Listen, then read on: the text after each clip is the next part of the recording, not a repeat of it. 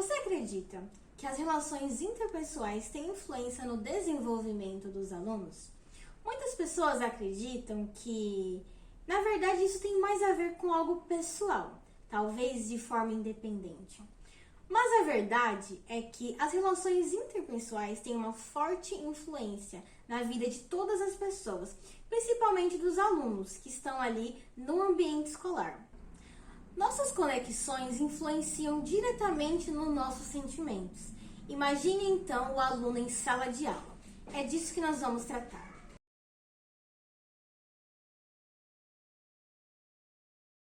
Aqui iremos propor a solução do seguinte problema. Imagine que alunos de um colégio estão começando a se portar de forma desinteressadas, um pouco apáticos, e juntos os professores procuram solucionar esse problema. Porém, esse problema surge a partir de um problema de saúde coletivo. Então, juntos os professores decidem se reunir para buscar a solução desse problema. Bom, nós estamos vivendo atualmente um problema coletivo que é a pandemia do coronavírus. Infelizmente, essa crise acabou afetando o ambiente escolar. Neste documentário, entrevistamos alguns professores para falar sobre esse assunto, sobre como eles veem esse problema, essa crise na saúde, sobre como eles poderiam juntos solucionar este problema de crise na saúde no ambiente escolar.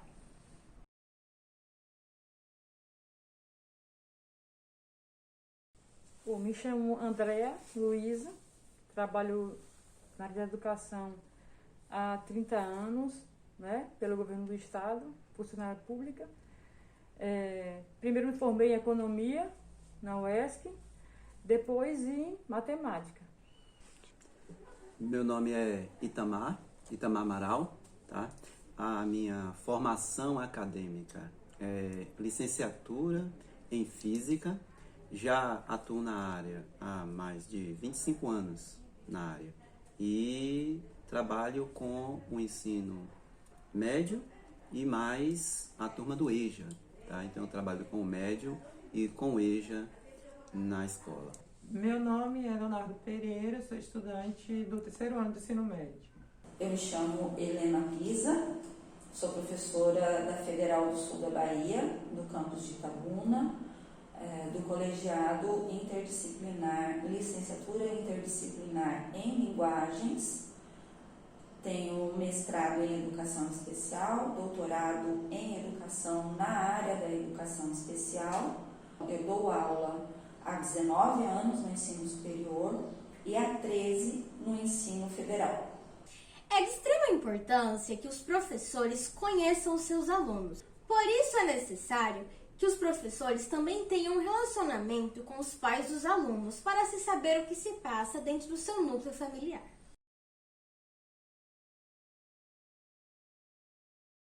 A relação com os alunos, eu geralmente digo assim, é uma relação de amor e ódio. Por quê?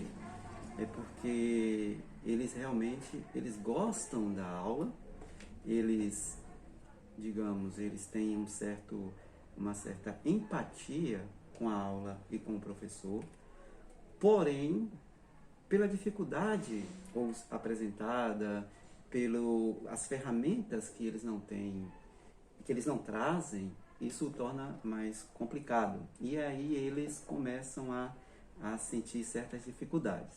Mas eu sempre tento resgatar esse amor que eles têm pela disciplina. Eu sempre tento buscar passar da melhor maneira possível o conteúdo e tento resgatar a autoestima desse aluno, certo? Às vezes acontece o aluno estar triste, certo? Ou às vezes eles faltam muito. A gente tenta buscar o porquê dessa tristeza ou dessas faltas. Eu tento ser a melhor professora. Eu acho que ser professor é muito além de ser aquele que ensina só. Eu vejo o meu aluno não só como aquele que tem que me apresentar trabalhos, para que eu possa dar nota, independente de como ele fisicamente, psicologicamente e socialmente está ali naquele processo. Então, eu tento ver isso além, né? Então, eu tenho muitos alunos que, aonde eu vou, um componente que ele pode estar fazendo, ele vai. Então, as minhas salas sempre são muito lotadas. Eu estou com uma sala agora de textos acadêmicos e eu tenho 2 turmas de 50 alunos. Então, e todos juntos, na mesma aula. Então, são 100 alunos. Eu vou começar agora, semana que vem, um componente de educação inclusiva. Numa eu tenho 49, na outra eu tenho 47 alunos.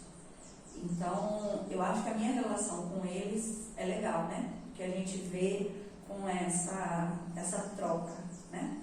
Como eu tento sempre olhar o meu aluno além dele, né? Eu vejo quando eles não estão bem.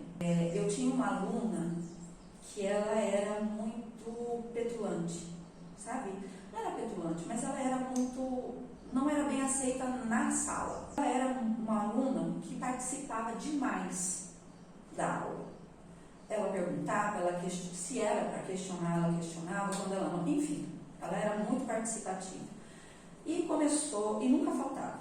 Aí começou que ela veio muito quieta, muito triste, aí faltou várias aulas. Eu mandei mensagem para ela e falei: ô Brenda, o que está acontecendo? Por que você está faltando tanto? Estou sentindo sua falta aqui. Ela: professora, não está dando. Não, mas tem alguma coisa? Eu posso te ajudar? Porque eu sempre sou assim, eu sou a professora que tenta ajudar, nem sempre. E tem alguns alunos que veem isso como uma forma de subir em cima. Então, você tem que ter a noção de quem você pode ajudar e de quem não. Ela falou: mas você quer realmente saber? Eu quero, porque quem sabe eu posso te ajudar. E ela estava se separando do marido. Então, aí a gente tirou um tempo, conversamos e ela voltou. Isso fez com que a minha relação com ela fosse muito forte. Eu acho que ser professora é mais do que ser aquela pessoa que passa o conhecimento. É você entender o outro. Porque como você criar empatia, como que eu vou conseguir que o outro entenda o que eu estou dizendo se eu não sou empática a ela, né? Não adiantaria nada meu título de doutorado. Porque ser doutor não é ser o melhor professor. O que é ser melhor professor é você ter uma didática boa para chegar até aquele seu aluno. Quando você tem essa didática, que você encontra essa didática, vocês podem estudar a didática de tudo tal, mas você tem que encontrar a melhor, que é para você, que te auxilia a entrar em contato com esse teu aluno. Quando isso acontece, qualquer coisa que você ensine, eles vão aprender. Eu acho que a minha relação com os meus alunos, na grande parte desses meus alunos, lógico que a gente não agrada a todo mundo, mas ela é muito boa, principalmente por causa dessa troca.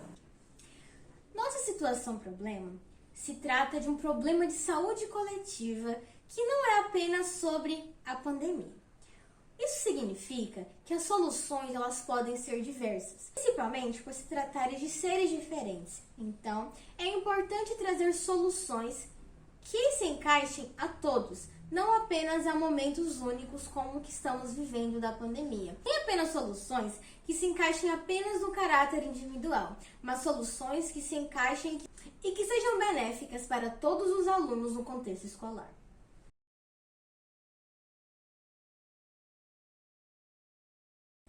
A pandemia está relacionada, assim, como foi um processo que dificultou os alunos a terem motivação, porque a partir do momento em que começaram a ter os casos e foram decretados os isolamentos, os alunos não puderam mais ir à escola, e muitos alunos não têm acesso à internet, então a maioria não teve nenhum meio para continuar estudando, então eles ficaram muito desmotivados. Aí mesmo quando voltou as aulas, agora nesse formato híbrido que nós estamos, ainda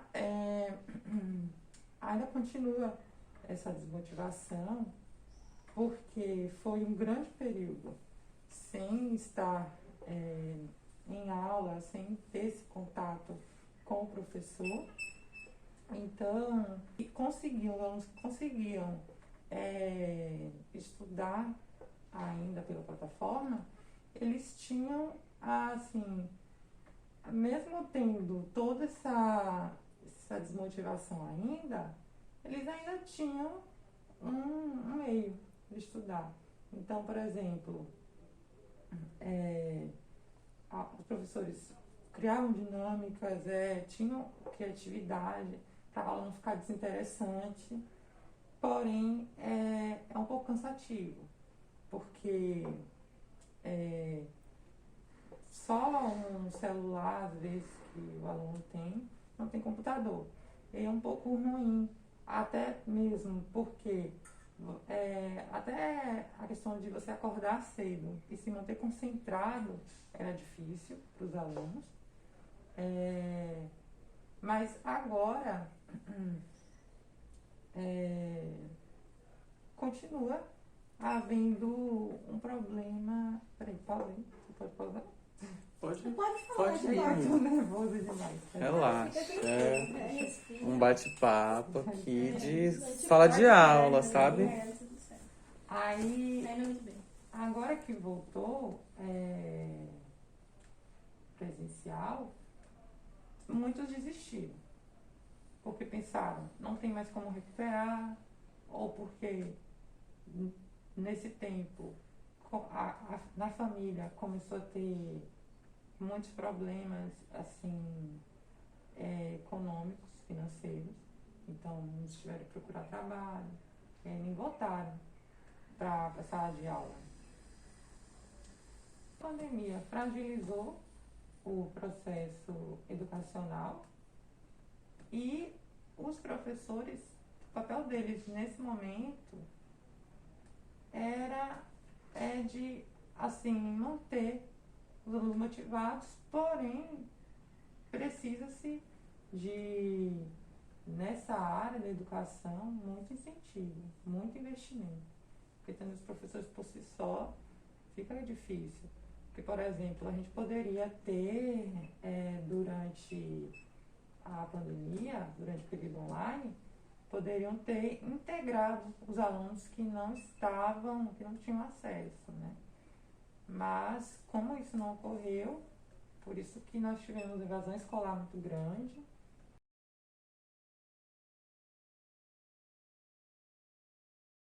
Antes, nós não tínhamos essa experiência, né, de EAD. Pelo menos eu só ouvia falar EAD, à distância, mas não trabalhava dessa forma. Porém, eu acho que a maior diferença entre o presencial e o EAD é a aproximação que você tem com o aluno. Porque no presencial você pode estar ali, você pode, sem mesmo o aluno dizer alguma coisa, você perceber que ele não está bem. Já o EAD, não. O EAD é algo assim meio mecânico, porque nem sempre o aluno abre as câmeras. E aí o que acontece se ele não abre as câmeras? Você não sabe o que está lá do outro lado. Você nem sabe se realmente o aluno está lá do outro lado. Então, essa é a grande diferença. É em você conseguir perceber se realmente aquele aluno está ou não aprendendo. Porque uma coisa é você ouvir, outra coisa é você aprender. O presencial é mais... é você e o aluno, né? Às vezes você está dando aula à distância, online, eu falo sozinha, entendeu? Porque você percebe que todas as câmeras estão fechadas, né? Os microfones também, né? E tudo. E você pergunta, não tem retorno. Se você até pergunta se entendeu, se quer perguntar alguma coisa, ninguém diz nada. Então você se sente sozinha ali, como se você tivesse, tipo, dando uma palestra, entendeu? Porque ninguém fala nada, só você que fala, né? E quando você está na sala de aula, você sabe se o aluno está aqui ou se está em Nárnia. Muito mais fácil você trabalhar com aluno presencial. Eu levei um tempo para me acostumar e ainda eu não ficava à vontade, eu ficava muito tensa. Principalmente porque ele não estava perto de mim. E eu sempre, eu sou meio descontraída assim para dar aula, eu acho, faço uma piadinha, faço uma coisa ou outra, e eu lá nisso não dá para, pelo menos eu não me sinto à vontade para isso, porque eu não sinto retorno deles, entendeu? Você não tá vendo se o menino tá rindo, você não tá vendo se ele como ele tá se expressando pelo que você tá falando. Então é complicado. Quanto à parte da tecnologia, facilitou, porque você pode jogar figuras, entendeu? Eu peguei uma câmera, você botei o notebook na câmera e o computador estava aqui do meu lado. Então, se eu quisesse jogar alguma figura, eu jogava aqui pelo computador e eles viam lá, entendeu? Se eu queria jogar um slide também, eu jogava. Então, isso tornou mais interessante a aula, principalmente porque é matemática, né? Entendeu? Aí eu jogava slide, jogava as figuras e ele podia visualizar isso lá. Quanto que presencial, isso é mais complicado, porque você tem que ter aparelhagem na sala de aula e sempre isso é possível, né? Como uma das soluções, nós achamos que podem ser feitas dinâmicas em sala de aula. Para que os alunos possam se conhecer, compartilhar suas vivências e, é claro, nós acreditamos que quando nós compartilhamos a dor, quando nós compartilhamos a nossa história, nós podemos ser ouvidos e nós podemos também nos identificar com o que o outro passa. Isso pode nos ajudar a solucionar os nossos problemas de uma forma coletiva e muito melhor do que se nós guardássemos apenas pra gente. Além disso, é importante pensarmos em uma forma de motivação para os alunos, não apenas no momento da pandemia, mas em todos os momentos. Porém, é necessário esclarecer aqui que não existe uma solução que se adeque a todos os momentos ou para todas as pessoas, embora gostássemos que sim. Eu sempre fui muito perceptível com isso. Seja no âmbito familiar, no âmbito da escola, eu sempre percebi muito isso. Ainda mais quando eu era líder, eu sentia que eu tinha esse compromisso, e acho que os professores devem sentir isso também, de perceber qualquer mudança, qualquer coisa, assim, qualquer comportamento nos colegas, nos alunos, no caso dos professores. E aí, na época que eu era líder, eu pensava muito dessa forma, assim, eu preciso observar todo mundo. Se caso houver alguma mudança de interesse por parte do aluno, investigar, perguntar. Eu saía perguntando assim de carteira em carteira, assim, quando eu percebi alguma coisa assim. Sempre perguntava, por que você faltou naquele dia? Aconteceu alguma coisa? Humanidade, você pensar se o outro também está bem, se ele também está interessado, se houve alguma mudança no que você pode ajudar, entende? Então, pensava dessa forma, e eu acho que os professores, infelizmente, não tem tanto tempo para perceber isso nos alunos. Então, por isso, os líderes têm um papel importante nesse sentido. Os professores poderiam, além de aconselhamento, fazer um papel de aconselhamento, eles podiam também, acho que, respeitar o tempo de cada um em relação a atividades, a conteúdos. Se ele fez uma avaliação e não teve alguma parcela que ou teve rendimento muito baixo, ou então não participaram, acho que poderia dar uma segunda chance. Acho que é uma forma de você conseguir que todos, todos estivessem no mesmo no mesmo lugar na corrida, digamos assim, se a gente estivesse falando de uma corrida. Eu acho que aconselhamento emocional seria importante, só que aí a gente precisaria de ajuda até mesmo de especialistas nessa área. Esse seria um problema coletivo da sala. Então, melhorar o comprometimento dos alunos seria uma tarefa, né, para os professores e para a gestão da escola. Além do contato aluno-professor e das dinâmicas em sala de aula, também é interessante a proposta do diário de bordo. O diário de bordo é apresentado pelo filme Escritores da Liberdade, onde a professora pede para que os alunos que se sentirem à vontade começassem a escrever um diário de bordo, contando da sua vida e compartilhando suas vivências, para que assim ela pudesse conhecer um pouco mais deles.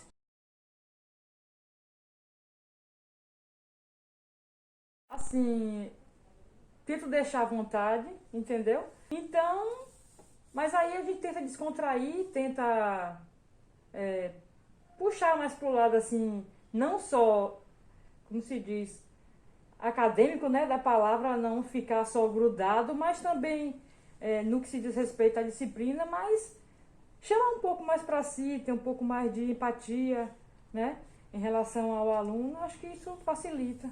Você tem que se colocar no lugar dele um pouco e ver, né, as dificuldades e procurar ajudar de certa forma.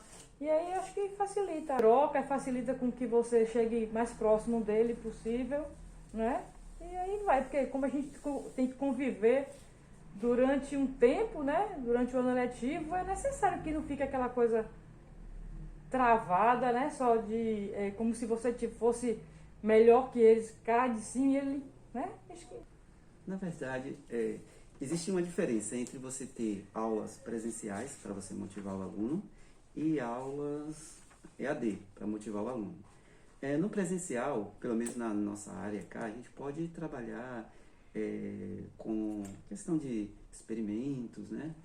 Buscar dar uma aula mais dinâmica, certo? Sabe? Fazer aquelas brincadeirinhas em sala de aula de forma que você vai prender o aluno. Geralmente eu gosto de brincar na sala, para quê? Só para prender o aluno, para trazer a atenção do aluno, para poder ele concentrar. Mas o presencial já é um pouco diferente. Por quê? No presencial, por mais que você tenha toda a liberdade, mas você não sabe como é que o aluno está lá do outro lado. Você não sabe nem se realmente o aluno está do outro lado para fazer para prender ele. E digamos que ele esteja, eu mesmo trabalho com animações. Então eu gosto de animar um videozinho, gosto de pegar um slide, fazer uma animaçãozinha, que é para poder tentar prender o aluno. Mas não tem comparação. Você prender o aluno presencial e o online. O online é bem mais difícil. O presencial não. O presencial você consegue brincando. Um experimento e tal. O online, o que eu poderia fazer seria pedir para eles fazerem experimentos. Geralmente, quando eu era online, eu fazia o seguinte, eu pegava uma questão, por exemplo, uma questão de física, e ali mesmo a gente trocava experiências dentro daquela questão. Então, eles iriam responder a questão naquele momento ali. E isso fazia com que eles começassem a participar.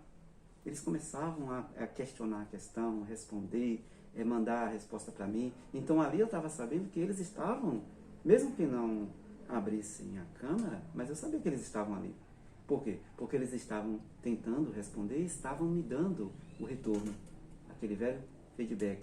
Então eles estavam dando esse retorno para mim. Então eu estava sabendo que eles estavam ali e estavam presentes. Então quando eu comecei a fazer dessa forma, né, assim, basicamente, diretamente, então eu percebi que o número de alunos que começaram a participar começaram a aumentar, né? Porque aquela coisa de um fala para o outro, que fala para o outro, e aí eles começaram a vir, começaram a participar, e com isso fez com que eles começassem a aparecer mais. Montei uma estrutura nessa sala 2, direitinho, pá, joguei. E aí eu fiz, imaginei Valdo, ele tinha uns softbox. A gente montou aqui, colocou luz e aquela coisa toda. A gente ficou bem uns 30 minutos só preparando. Bora. Quando a gente começou a aula, aí pronto. Aí como se eu estivesse dentro de uma sala de aula. Aí melhorou, aí começou.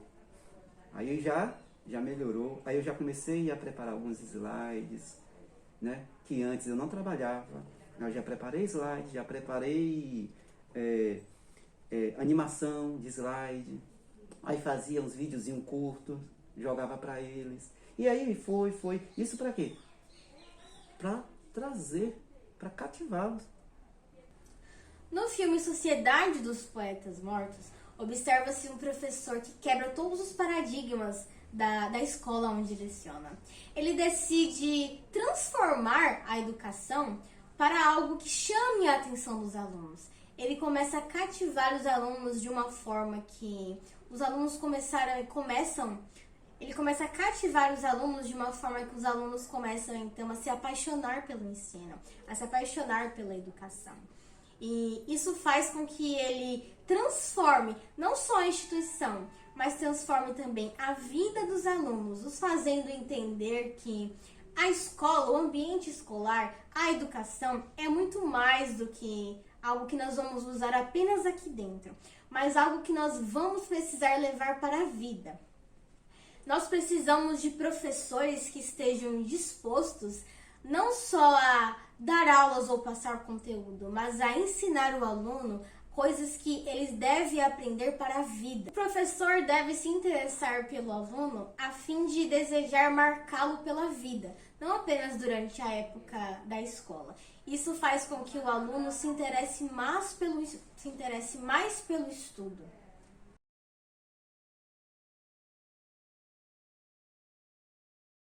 Esse retorno às aulas, digamos assim, híbrida, os alunos eles estão mais motivados. Eu acho que o fato de ter ficado muito tempo fora, ou seja, muito tempo preso, né, dentro de casa, preso entre aspas, ou seja, eles não estavam vindo para a escola. Então, quando houve esse retorno agora, eles vieram mais motivados, bem mais motivados para querer, para buscar. Agora, logicamente, né, tem suas exceções. Tem aqueles alunos que ainda estão assim, digamos assim, essa pandemia trouxe algo tipo uma depressão. Estamos tentando fazer um trabalho de animação, animar esses meninos, certo? Digamos assim, 5% do número de alunos, que para mim é alto, 5% para um público razoavelmente grande. Então, mas no geral, os alunos eles estão querendo. Quando nós retornamos a primeira vez que nós fizemos uma parada, eles sentiram bastante, né? Eles sentiram muito essa parada. Não foi uma parada, foi uma parada presencial para voltar ao online, ao EAD. Só que agora, como retornamos ao presencial, vocês imaginam que eles estão... Sabe aquele primeiro dia de aula, quando a gente chega com aquela gana, com aquela vontade de querer, de buscar? É o que está acontecendo agora. A questão da dificuldade, essa ainda existe. Mas a questão do querer, do buscar, isso melhorou bastante. Nesse primeiro momento, né? Esse primeiro momento de retorno. Vamos ver como eles se portarão daqui para frente. E, na verdade, vamos ver como é que vai ficar essa relação entre tecnologia e escola.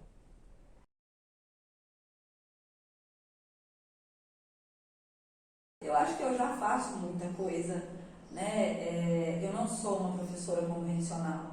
No presencial eu sento em cima da mesa, eu subo na cadeira para chamar a atenção do que está falando lá atrás, né? Eu não sou uma professora convencional. Se você assistir uma aula minha, você vai falar, essa daí é louca, sou mesmo, graças a Deus, sou, porque é isso que chama a atenção dos meus alunos. Então, assim, eu continuaria sendo essa doida que eu sou e que dá certo, né? Eu não penso, isso não vai ser legal, isso não vai funcionar, eu tenho vergonha de fazer isso. Não, me deu na louca, me apareceu a ideia, eu vou lá e faço. Eu utilizo todas as pessoas que estão na casa, né? Todas as pessoas, digo meus bichos também, porque eles para mim são pessoas. Uso os brinquedos que eu tenho aqui. Por exemplo, eu estava dando aula de desenvolvimento de linguagem e aí eu queria explicar como estimular mais a fala. E eu estava justamente nessa sala. Eu falei, peraí, fui lá, catei o brinquedo e comecei. Né? Porque eu crio brinquedos, eu crio estratégias para o desenvolvimento de fala. Né? E aí eu vou e eu boto isso em sala de aula, eu dou muitos exemplos, isso é uma coisa que eu já fui elogiada pelos alunos. Professora, você nos cativa porque você está sempre embasando a teoria em uma ação que aconteceu, em um exemplo que deu, né? Então isso acaba facilitando bastante. Isso tudo nos mostra o quanto é importante que o professor se relacione com seus alunos, de quanto é necessário que o professor ele participe da vida do aluno, não apenas na sala de aula, embora também deva participar ali, mas que ele se interesse pela vida do aluno também fora da escola, para que dentro da escola ele possa trabalhar melhor com esse aluno. A motivação e o incentivo é algo que deve permanecer, no ensino durante todo o percurso educacional. Imagine então durante um período em que os alunos passam por problemas de saúde coletiva. Nesse momento, então, é que se faz mais necessária a participação do professor na vida do aluno, para incentivar, para aconselhar e para motivar os alunos durante esse momento de crise, durante esse momento de dificuldade, para que os alunos não abandonem a escola, não deixem de querer aprender, para que se saiam bem de forma geral na vida e na escola.